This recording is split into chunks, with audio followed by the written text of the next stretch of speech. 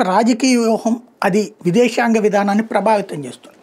America రష్యాలు వాళ్ళిద్దరూ కొట్లాడాలా, మిగతా వాళ్ళందరూ తమ చెప్పు చేతల్లో ఉండాలన్నటువంటి కోణంలో ఒకప్పుడు ప్రచ్ఛన్న యుద్ధం, అంటే ఒకళ్ళనొకళ్ళు తన్నుకుంటున్నట్టు నటిస్తూ ఇద్దరూ కూడా కలిసి ఎవరికి వాళ్ళు ఎదుగుతూ వచ్చారు.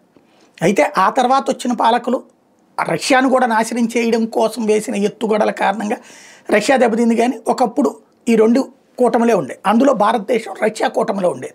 పేరుకి అలీన విదేశాంగ విధానం అన్నాం, కానీ మనం అదే పాటించాం.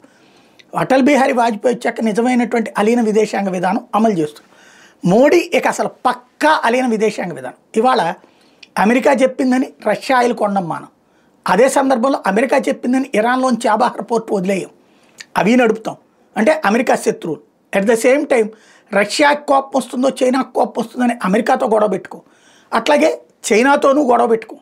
వాళ్ళు గొడవలు పెట్టుకున్నప్పుడు జాగ్రత్తగా మేనేజ్ చేస్తాం. ఓవరాల్గా సామ దాన భేద దండోపాయాల్ని పర్ఫెక్ట్గా అమలు చేసే క్రమంలో చైనా, రష్యా, భారత్ ఈ మూడిటిని విడతీయాలన్నటువంటి ప్రయత్నం అయితే ప్రస్తుతం అంతర్జాతీయంగా అమెరికా నేతృత్వంలోని నాటో కూటమి చాలా సిన్సియర్గా చేస్తోంది.